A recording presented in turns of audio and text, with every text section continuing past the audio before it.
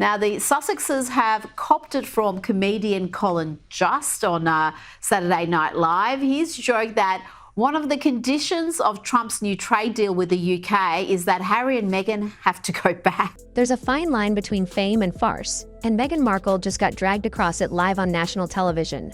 Saturday Night Live, the longest-running comedy institution in America, didn't just poke fun this time.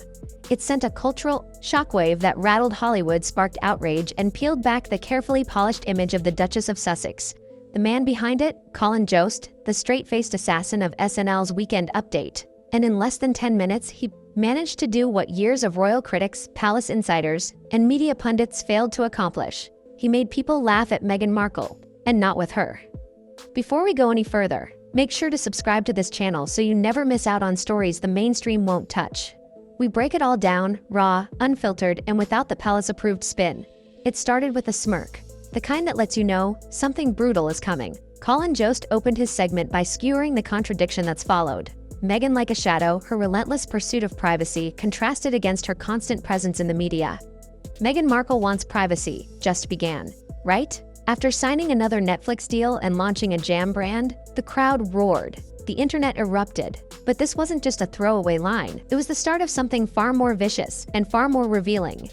Then came the kill shot. She's not the people's princess. She's the PR princess, a wannabe Diana with Wi-Fi.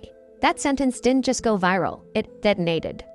Hashtags like #FakeDiana and #PRPrincess lit up social media. Memes flooded Twitter, TikTok, and Instagram. Meghan's face was photoshopped onto reality TV posters, mocked on late-night recaps, and thrown into the very parody machine she's tried so hard to control.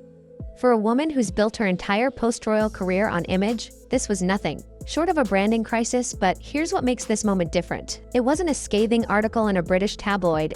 It wasn't a bitter relative or royal insider. It was mainstream American comedy, the kind that reaches millions and sets the cultural tone, and this time the tone was unforgiving. Colin Jost didn't go soft. He went straight for the jugular, and audiences loved it. Not because they hate Meghan Markle, but because deep down, many were already feeling the fatigue. The endless rebrands, the curated victimhood, the monetized vulnerability, it had all started to feel hollow. Behind the scenes, Hollywood wasn't laughing quite as hard. Executives at Netflix and Spotify, the same people who signed multi-million-dollar deals with the Sussexes, reportedly took notice. According to one entertainment consultant, the phrase Meghan fatigue started circulating in meetings the very next day. That's not a small thing. In showbiz, perception is everything. And when the public starts seeing your brand as a punchline, you don't just lose relevance, you lose power. What made Jost's monologue land with such force wasn't that it introduced new criticism, it was that he said out loud what so many had been whispering for years. There's a growing disconnect between Meghan's message and her methods, between the image she projects and the reality people see. This wasn't a hit piece, it was a mirror. And that reflection, it wasn't flattering. Across social media, the reaction was immediate and brutal. Influencers who once gushed over Meghan's speeches were suddenly silent. Feminist commentators who had defended her in every controversy offered only 3 words. He wasn't wrong. That eerie, quiet, not outrage, not defense, just absence, said more than 1,000 think pieces ever could. Because in public life, when people stop defending you, it's not always because they turned against you. Sometimes it's because they stopped believing there was anything left to defend. And Meghan, she wasn't laughing. Reports from insiders close to her circle say she felt ambushed, humiliated, and personally targeted by the SNL segment. She allegedly saw it as misogynistic, tasteless, and cruel. But here's the twist. The louder her team pushed back, the more detached she appeared from the cultural moment unfolding around her. Because this wasn't just about a joke. It was about the years of brand building that led to this very moment. The criticism didn't mock her trauma or her values. It mocked the packaging. The endless cycles of media deals framed as healing, the perfectly lit podcasts, the book deals, the documentaries, the soundbites, all served with a glossy coat of authenticity. But when vulnerability becomes a business model, people stop feeling empathy. They start feeling sold to. And that's exactly what Colin Jost cracked open. Not Meghan the person, Meghan the brand. The version of herself that's been edited, curated, and monetized until there's nothing raw left. Just a public figure performing privacy. A duchess selling healing. A rebel who can't stop reminding the world she rebelled. And the backlash didn't stop with Meghan. Prince Harry caught strays too. Jost joked that if the US ever made a trade deal with the UK, Britain's only demand would be, "You keep them." The line was cold, sharp, delivered with deadpan precision, and once again, the audience loved it. Because whether you're in London or Los Angeles, there's growing consensus that the royal couple's media machine has outstayed its welcome.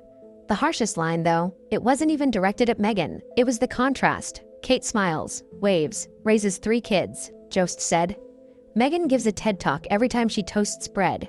That joke landed like a punch to the gut, because it didn't just mock Meghan, it framed her as exhausting, overbearing, too much. And in today's media landscape, being too much is often worse than being wrong, but it was the audience reaction that sealed it. The laughter wasn't nervous or forced, it was free, unfiltered, cathartic. People weren't laughing at a woman's pain, they were laughing at the absurdity of the performance.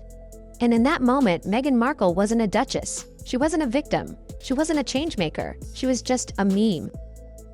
The digital backlash was swift, but the real shift was happening in silence. Influencers who once rushed to post quotes from Meghan's speeches now hesitated. Publications that had championed her every move published carefully worded blurbs, or nothing at all. The usual media defense system didn't activate. No heartfelt op-eds, no viral Instagram reels, just stillness. And that stillness? That's what scares publicists the most, because silence in public life is more dangerous than outrage. Outrage means people still care. Silence means they've moved on. Behind the scenes, the so-called Sussex Squad, Meghan's most devoted defenders, found themselves at a crossroads. Some doubled down, claiming misogyny and racism were behind the SNL roast, but even that narrative struggled to gain traction, because this time, the attack didn't come from a royal commentator or a British tabloid. It came from Colin Jost, the comedian married to Scarlett Johansson, a liberal New Yorker, a guy who writes jokes, not takedowns. And that's what made it land so devastatingly. The messenger wasn't a known hater. He was mainstream, neutral, respected, and the delivery was surgical. No screaming, no rants, just facts cloaked. In humor, the kind that gets past your defenses before you even realize what's happening. Even more damning was the reaction from Hollywood insiders. According to reports in Variety and The Wrap, there was palpable discomfort among media executives who had previously seen Meghan as a branding goldmine. One studio strategist allegedly remarked, "If this is how the public reacts now, what happens when the next show drops? Because that's the danger. Once you become a punchline, it's nearly impossible to become a protagonist again."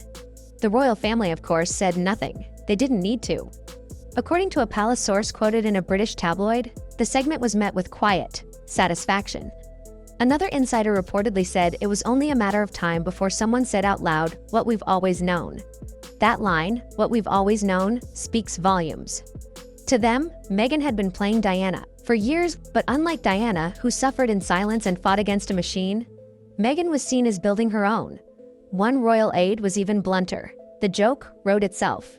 It's not hard to imagine the quiet grins behind palace walls. After all, for years, Meghan and Harry accused the monarchy of coldness, racism, neglect, and in return, silence. No public counterattacks, no smear campaigns, just royal stoicism. Let the press tire itself out. But now, the script has flipped, and it's not the royals doing the damage. It's the culture, because what happened on SNL wasn't just comedy, it was commentary, it was catharsis, and it was brutal. There's an unwritten rule in media. Once Saturday Night Live makes fun of you, you've either made it or you've lost the room. Meghan lost the room. It's not just the media either. The public, the same public that once saw Meghan as a fresh breeze in a dusty institution, had grown weary. The constant press releases, the monetized activism, the documentary, as therapy routine, it all started to feel like overkill. Authenticity became performance. Performance became branding. And branding, when oversaturated, always crashes. Colin Jost didn't invent that feeling. He captured it, framed it, and weaponized it with a grin. Even the joke about Meghan's healing journey landed with frightening precision. "You left the palace because it was toxic." Understandable, Jost said, but now you're in a Montecito mansion filming 5 angles of your healing process? That's not trauma. That's content. The line struck deep, not just because it was funny, but because it felt true.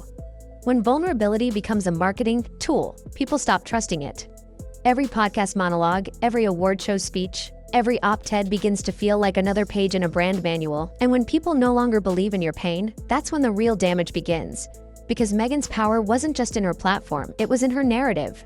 She positioned herself as a survivor, a disruptor, a modern woman who broke free from an ancient system. But somewhere along the way, that story stopped evolving. It started looping. The same tropes, the same conflicts, the same villains. And in a world that thrives on novelty, repetition is death. Jost's monologue ripped off the veil, not just for fans, but for the media that had been complicit. And that's why the fallout was so extreme. It felt like a cultural reset, a moment where people collectively decided, we're not pretending anymore. And the response from Meghan's team? Predictable. Denials, accusations, rumors of legal threats. But here's the thing, none of it stuck, because satire doesn't need to defend itself. It doesn't need a source. It doesn't need a retraction. It just needs to hit a nerve. And this one hit like a hammer.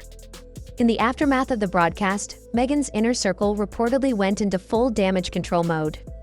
Behind closed doors, insiders claim she was furious, not just at the joke, but at what it represented.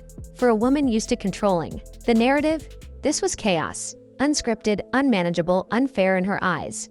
But the irony, her reaction only proved the point, because what Jost exposed, what audiences laughed at, wasn't Meghan's trauma or values. It was the overproduction of those things, the corporate packaging of personal pain, the constant repositioning of every moment as a movement. It reduces the powerful to punchlines. And once people are laughing at you, it becomes nearly impossible to make them cry with you. That's what makes this moment so pivotal. For years, Meghan Markle walked a tightrope between empowerment and exposure. She branded herself as a truth teller, a feminist icon. And eventually, the audience stopped relating and started rolling their eyes. Colin Jost's monologue wasn't a betrayal, it was a reveal. He held up a mirror, and what people saw wasn't a villain, but it wasn't a hero either. It was a celebrity, a marketer, a performer, and perhaps the harshest part of it all, it worked. Because whether you agree with the jokes or not, they landed, they echoed, they spread, and they changed something. Maybe not in Meghan's world, but in how the world views Meghan. She's no longer the voice of a generation, no longer the disruptor, no longer the untouchable duchess with the halo of rebellion. She's a media figure trying to stay relevant in a world that's moved on to the next viral narrative. That doesn't mean her story is over, but it does mean it's changed. The script she wrote about overcoming, surviving, thriving no longer belongs to her alone. Weren't hateful or cruel, they were funny, and that's what makes satire so lethal. It bypasses outrage and cuts straight to the truth people were already feeling. The legacy Meghan hoped to craft of courage, activism, reinvention is competing with a new one. Overexposure, branding fatigue, cultural detachment. That's the real punchline. For the first time in her meticulously managed public life, Meghan didn't get the final say. She couldn't spin it. She couldn't edit it. She couldn't own it. The last word belonged to someone else. To the crowd that laughed, to the millions who reposted, pretending, because once the applause fades, once the hashtags cool down, once the silence sets in, all that's left is the truth behind the brand. And sometimes, in the comments, we've got more unfiltered stories, raw insights, and no-holds-barred narratives coming your way, because in a world full of spin, sometimes all it takes is one joke to blow it all apart.